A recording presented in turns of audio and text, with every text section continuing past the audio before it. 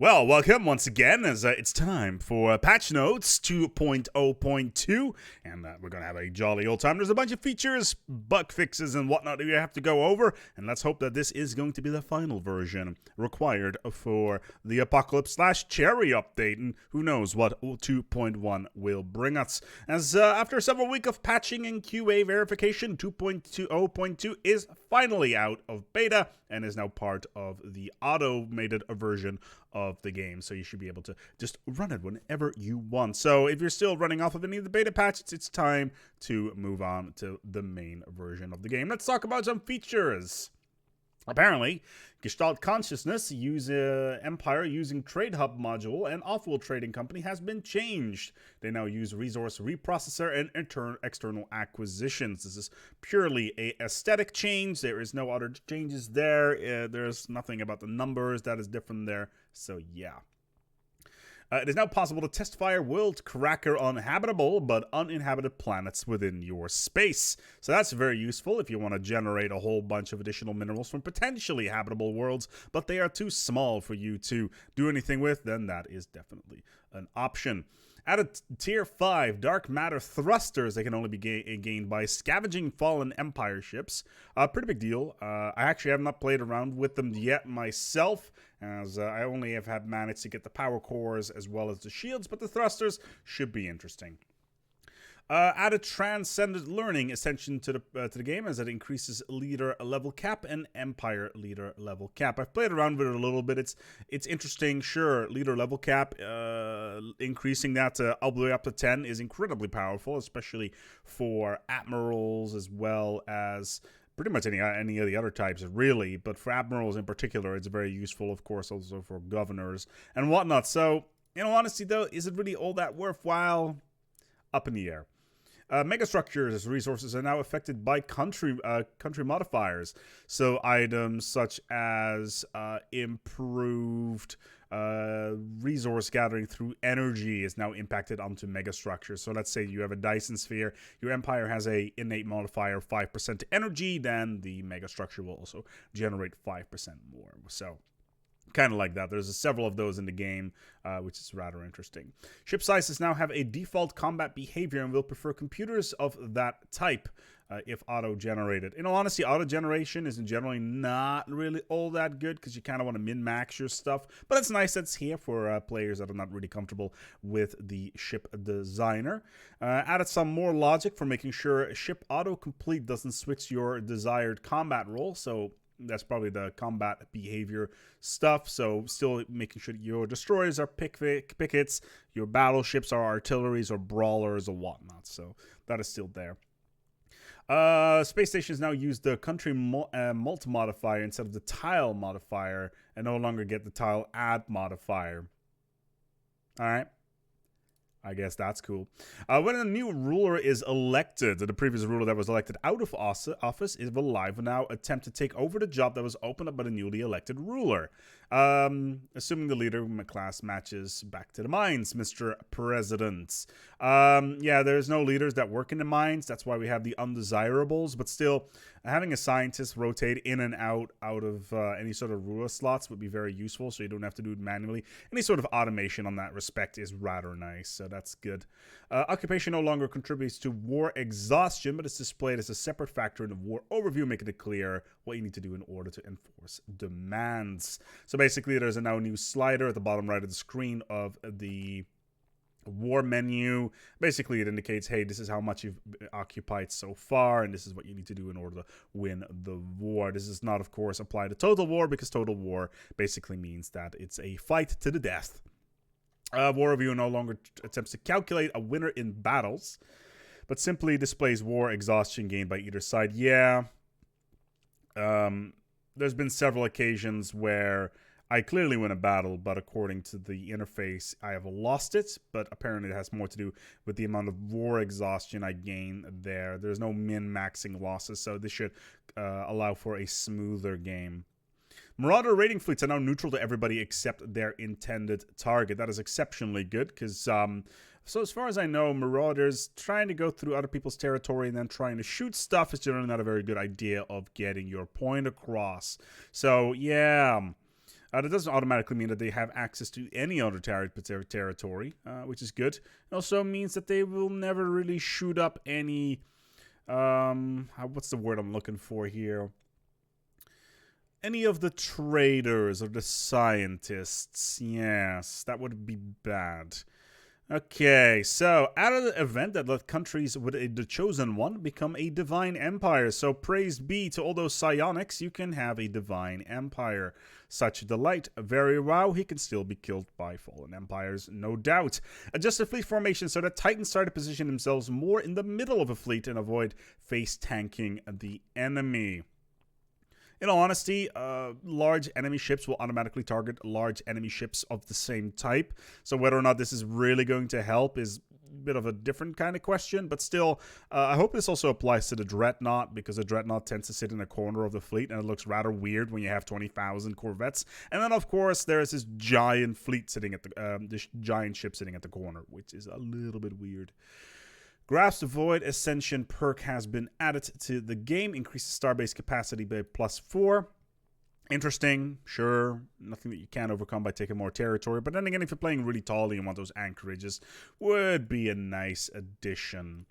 Increase max starbase capacity up to 100, which is nice. I haven't reached that nearly, so it hasn't impacted me in any way, shape, or form, but still. Ether Drake Hatchling and Psionic Avatar can no longer be merged into other fleets or assigned leaders. Well, that's unfortunate.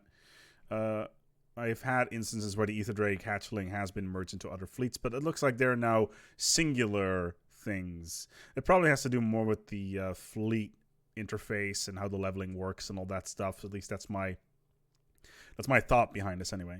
Assist research is no longer research by technology. It is instead unlocked by tradition. Okay, interesting. I could have sworn that was already a thing in the discovery tree. Implemented Scriptable Starbases buildings and module AI with first pass scripting. I'm sure that's very cool.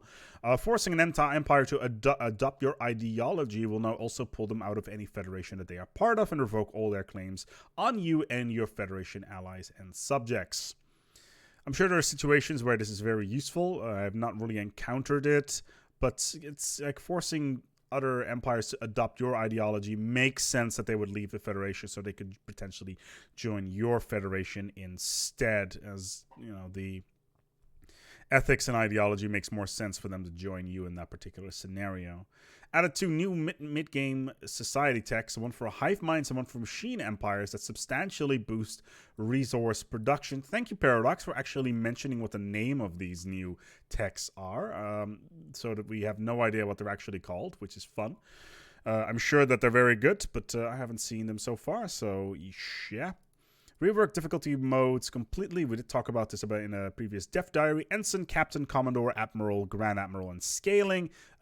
Ensign to Grand Admiral is easy to super hard, and scaling is basically, it starts off fairly easy and then it goes all the way to the max on like a parabolic thingy there. So it's basically like that. Pops that are being exterminated or processed into food/energy can no longer work on replicator buildings.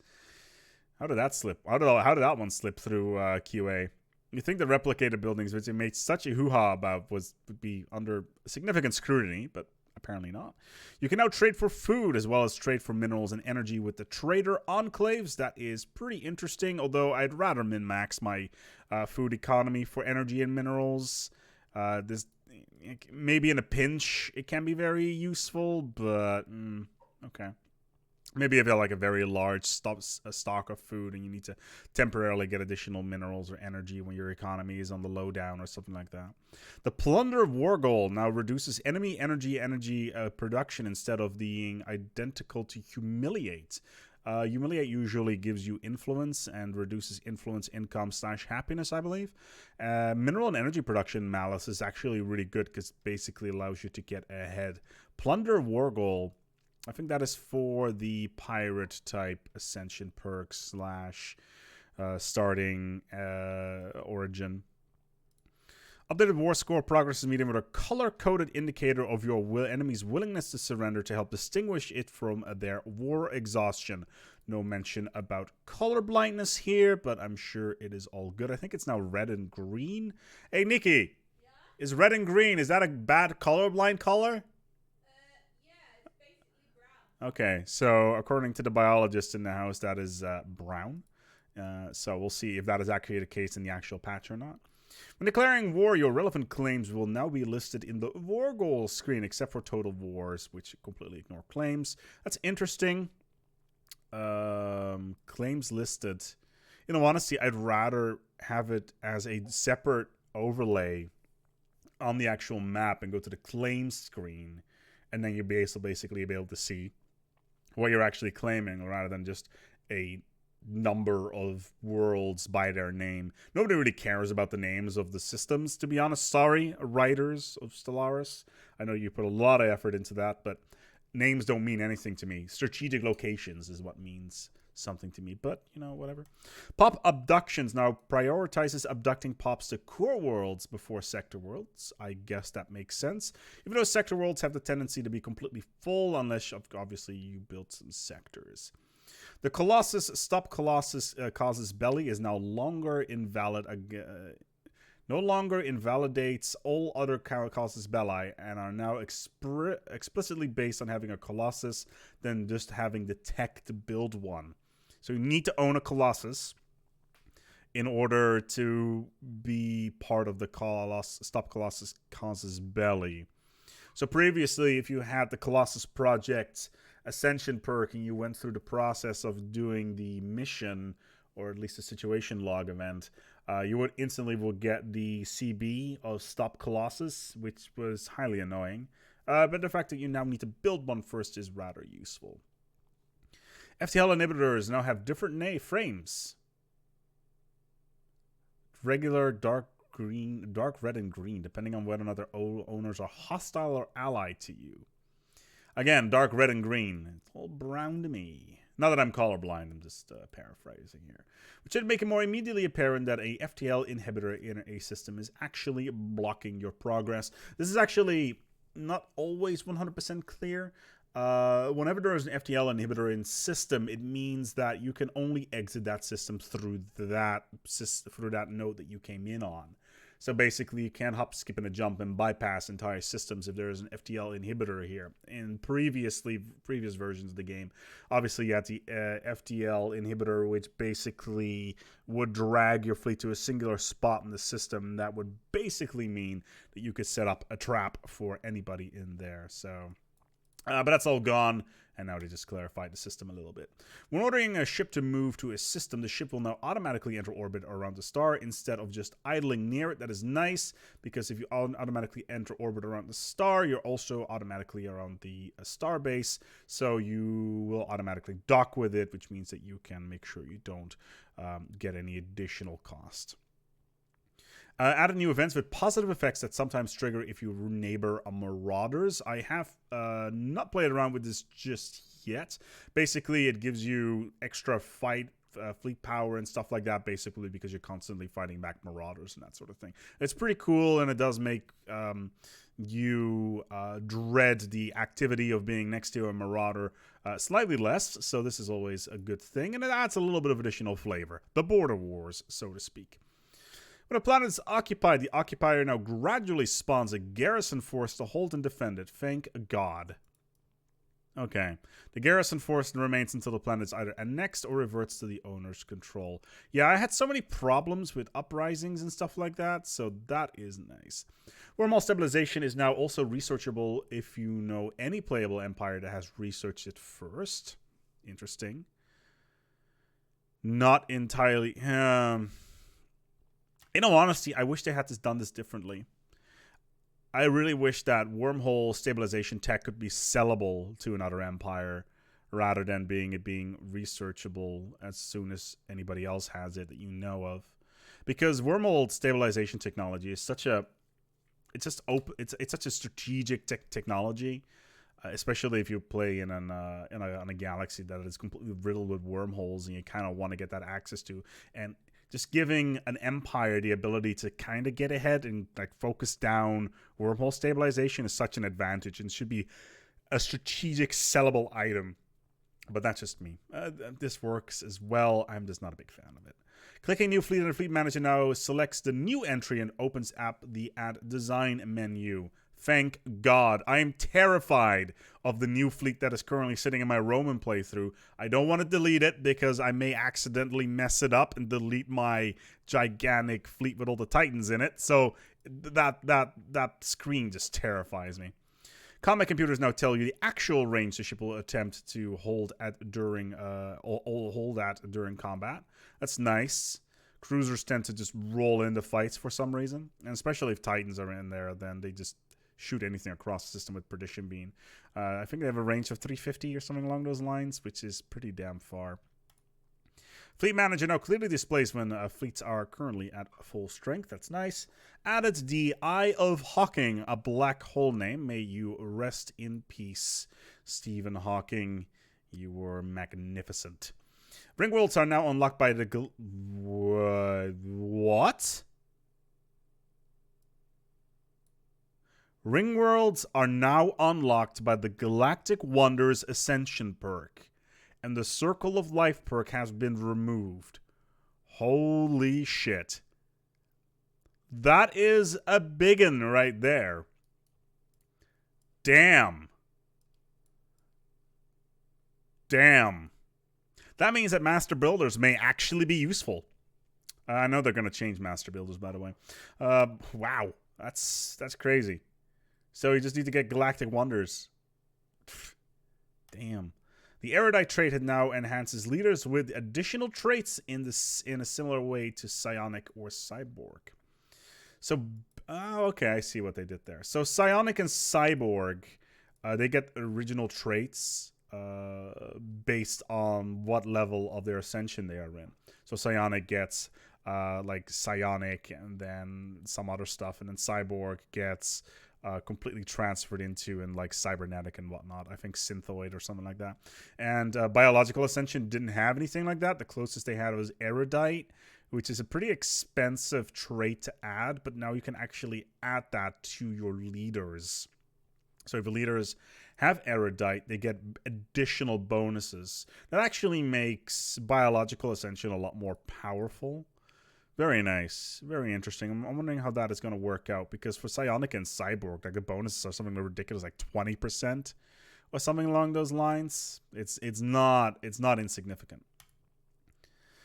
Balance. Increase energy upkeep of all starbases sizes by +1. Oh boy. For those that are updating to the 2.0.2 update, keep an eye on your energy income, and let's pray that you don't have too many outposts, because this is going to wreck your economy. Base unity income increased from 1 to 2. Okay. That's nice. Okay. I guess you can get your traditions a little bit faster then. Okay. Oh yeah, this one. Base tradition cost increased from 56 to 100. So basically it now takes longer to get your traditions. It's fine by me. You can go through them very quickly, especially if we look towards the next one. Tradition unity cost per system reduced from 2% to 1%. Now this 1% modifier may not seem like a lot, but when you have hundreds of systems, then this is going to impact stuff very significantly, very quickly. Corvette, destroyer, cruiser, battleship, build, speed, text now also reduce build. Oh my god. That is a huge deal. All fleets just got 5% cheaper. And there are several ones of those. So the build speed text, instead of decreasing the amount of time that it takes to build a ship, now also reduces the cost of building that ship. That is a really big deal. How did that slip under the radar? That's massive. Habitats now have their own fortress building, the security zone, that is effective at unrest reduction, but provides only minimal defensive army and no Ftl inhibitor. Yeah, that makes sense. I think bunkers have Ftl inhibitors on them, so sometimes planetary bombardment is the only option to get around that. It's now possible to mod away serviles and pre-sapient traits if you have completed the biological ascension. Okay. I've never had really any problems with that. Stuff like Starborn, I guess, can be a problem if you don't have enough items available to, you know, modify them. But yeah. Egalitarian ethics on faction influence increased from... Wow. Okay. So it got a full-on 10 to 20% boost. Faction influence. Damn. A 50% faction influence? That can... Oh, that was the wrong button. My apologies. Let's quickly go back. There we go. Faction influence. Where were we? Yeah. I got it. Yeah, that's a huge bonus. Corvette focus trait now requires destroyer tech. That makes sense. Okay. Yeah, that makes sense. Is that for leaders or Corvette focus? I'm pretty sure that's for leaders. It's hardly a focus if it's the only ship type possible. I'm focusing really hard on that one ship, okay. Scout Admiral trait reduced 20% so Gale fee speed is faster. Okay. Admiral now always dies when the last ship in a fleet is destroyed and there's no disengaged ships to move to. That makes perfect sense. In Europa Universalis, there was a chance of your ships dying, and then the magical rowboat would bring the captain back home, which is no longer a case. Drone mining lasers are now a bit worse against hull and a bit better against shields. I've been wanting to do a video about drone mining lasers for a while now because I'm under the impression that they are the lethal joke weapon of the game. Nobody uses them. I am pretty sure they are a lot better than they seem to be. I'm going to do some investigation on this one. Broken and Shattered planets now spawn on galaxy generations can now have deposits. Nice. Thrusters now cost different amounts of minerals, different amounts of evasion depending on the ship size. Yeah, that makes sense. Corvette thrusters are cheaper and add more evasion. That makes perfect sense. Reduce the cost of hiring Marauder leaders down to 2,000. Thank God. It was so expensive before. Materialist ethics now gain a reduction in war exhaustion instead of an army. Thank God. Army damage bonus was so bad. But the reduction in war exhaustion makes perfect sense. If you are a nation that thrives on militarism, then you should not be worried about wars. This sounds more like a spiritualist thing, if anything else. An army damage bonus. That's just me, just brainstorming right now. Technologies that reduce claim cost now also decrease war exhaustion gain. That makes sense, I guess. So reduction in claim costs reduces war exhaustion gain. I guess it's easier to upkeep more territory, therefore it's easier to upkeep war exhaustion. Okay. Having an enclave in your territory now gives +1 instead of per year instead of per month. The latter made all opinion boosts rather meaningless. Yeah, no kidding. That makes sense. That's fine by me. I used them pretty heavily anyway, so the opinion boost doesn't really matter. The other thing with the enclaves, obviously, is that it gives you a huge the ability to build special buildings on your starports, so that's pretty useful as well. Just ignore the opinion modifier. Nobody really cares about that. Increased opinion bonuses for ally of an ally of and mutual rivals. Okay. Increased opinion for penalties of allying rivals. All right. Basically, people will get more upset if you ally their meanies, and they will be happier if you ally one of their allies or mutual rivals. Okay, that makes sense. Mutual rivals, actually. Sorry, there's no allying there because obviously you cannot ally a rival. Tributary War Goal is now easier to enforce. Yes. I hope so. Tributary War Goal had some serious problems, especially if that war goal is in a federation, because basically you would need to completely knock out the entire federation as well as take all of their territory, or at least occupy it, to enforce tributaries, which is a huge pain in the ass. So let's hope that this is a little bit easier now. There's not a lot of explanation given, but yeah.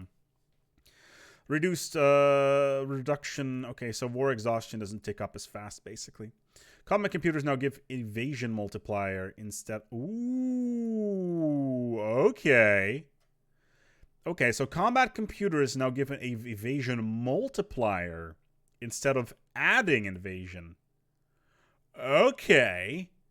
That is very interesting. So, depending on the situation, that can increase the amount of evasion than it had before.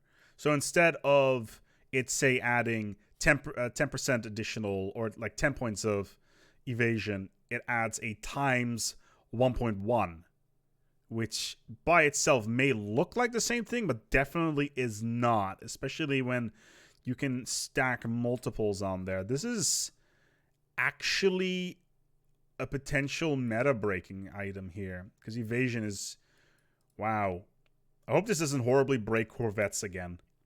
Asteroid Side 8 can no longer pop after the first 50 years. Yeah. To avoid it happening in large sprawling empires with limited time to respond. That's why you have gates, fam.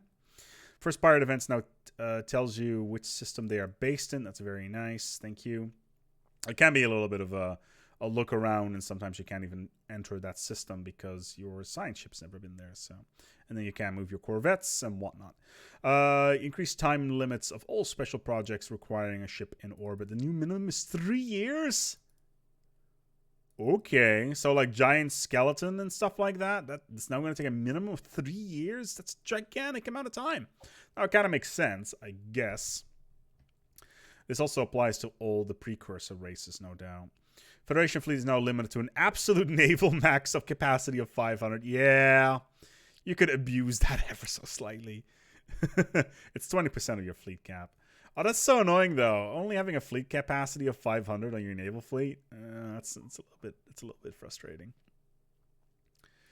So you're saying I can't have a 500,000 fleet power Federation fleet? All right, I see. It's now possible to get gateway activation tech if you know any other empire that has the technology. Again, I'm not cool with that. I don't think that is a good solution for this. It's the same as the wormhole stuff. Gateway activation should be, you see it, then you know it, and not get a chance for it. It's too much of a strategic thing, and it's so important to get it. You now get war exhaustion a little bit slower while fighting a liberation war. No numbers given. When a Federation enforces ideology on an empire, the empire now gets... Oh, okay. That empire now gets an opinion boost with the entire Federation. Hey, we just beat you in the shit. Oh, that's cool. I like you guys more now. That's like a mafioso shakedown right there. It's like insurance. You need some insurance. All empires now get pirates. Hurrah! I'm pretty sure AI empires now get pirates. I'm pretty sure they got them before. I'm pretty sure that my Rome campaign had AI pirates.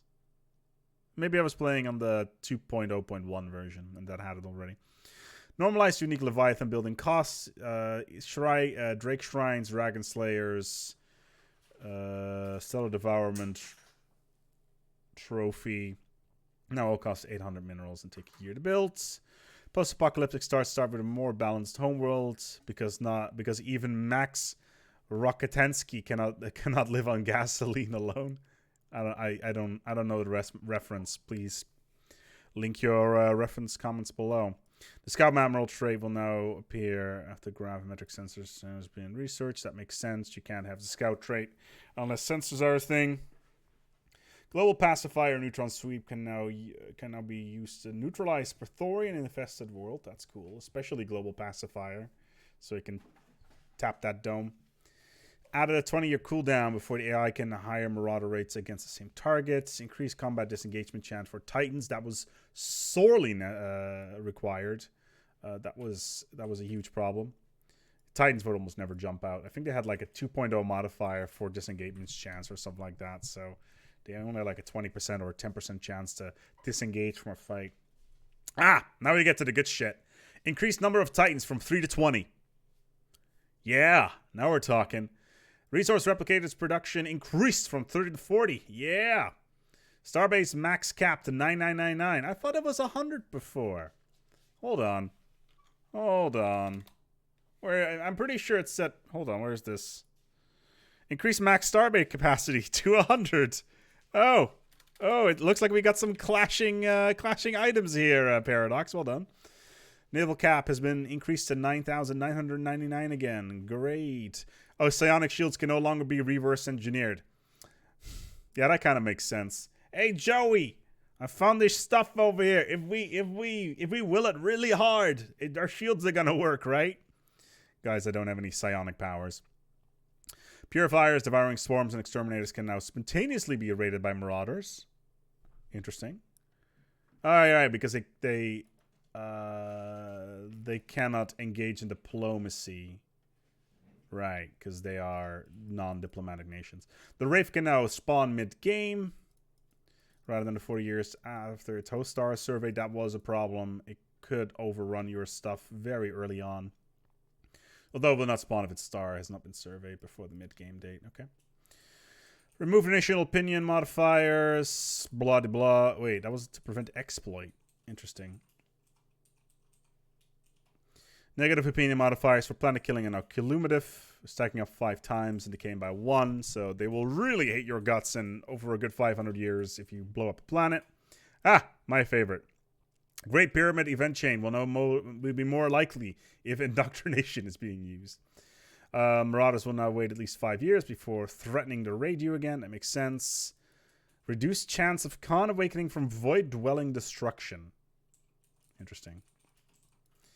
Early space age primitives are now much less likely to nuke themselves. Unless due to observation station interference. You can poke them enough so they nuke themselves. That's great. Gestalt consciousness now get less piracy. It makes sense. Security zone habitats no longer have a tech requirement. Reduce the chance of general dying in battle once their division is destroyed. Yeah, I would hope so. Unrest and happiness no longer reduces food production to prevent an unrecoverable death spiral of food shortages, leading to even more starvation and even more unrest and more unhappiness. Yeah, that makes sense. Slaves. This is my favorite one. Slaves' attraction to egalitarianism now depends on how unhappy they are. Happy slaves will gain authoritarian attraction instead, as they learn to love the leash. It's beautiful. Whoever wrote, I'm pretty sure, like, half of these have not been written by the same person. I'm pretty damn sure that, like, several people made this, and their humor is rather interesting. Unlocking evolutionary mastery requires glandular Could you... Thanks for banging those bottles together. Glandular acclimation and rather than targeted gene expressions. I don't know where glandular acclimation is on the tech tree. Increased jump drive cooldown from 120 to 200 days. Could you please add an indicator on how long it still is? Because I hate to guess how many days I have to jump again. You can't have erudite and talented. Here's a good one. Nerfed, stapled, and talented now are mutually exclusive traits, as it is satisfying as it was to oversee a menagerie of lobotomized Tchaikovskys. See, I told you, somebody else is... Several people are writing these. Increased general XP. Yeah, whatever.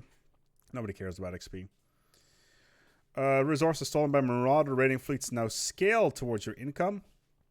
Okay, this is all garbage that I'm not really interested in. Reduced forced migration speeds. It's slower than extermination generally. I would hope so. Add a lot more resources to non-Cybrex precursor home systems. Yeah, the Cybrex precursor home system was a little bit overpowered with the Broken Ring world. All the other ones were a little bit underwhelming. Post-apocalyptic star now has an extra food deposit under a tile blocker. Okay. Yeah, that's actually a thing. I did play around with post-apocalyptic a little bit. They do have some food issues.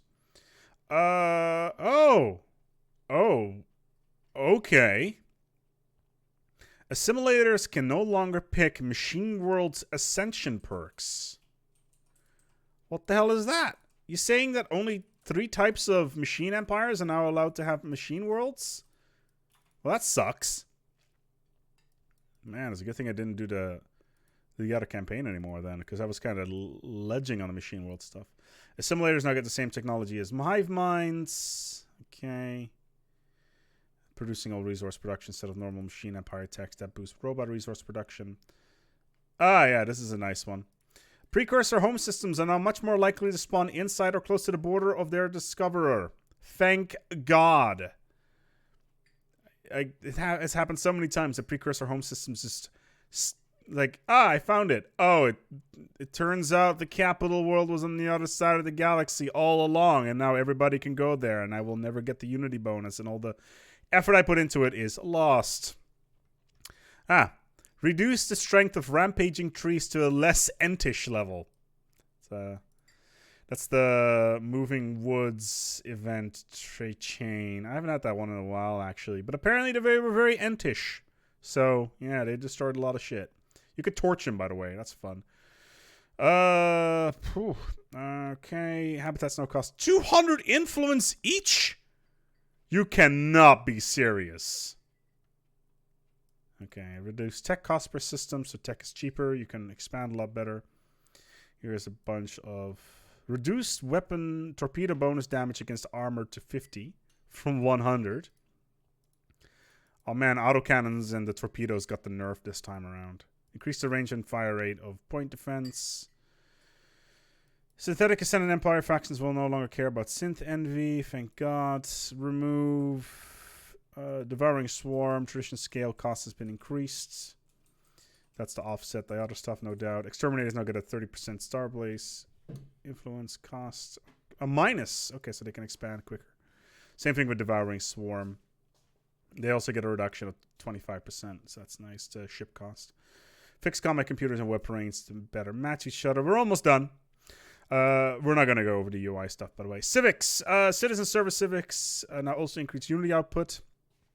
Okay, that's nice. Aristarch. Elite Civic now gives +2 leader cap and instead of so they reduced it. Distinguished Admiral Civic cap increased by 2. Purifier and anti-purifier CBs no longer require neighboring status. Okay. Oh, so you can just invade it.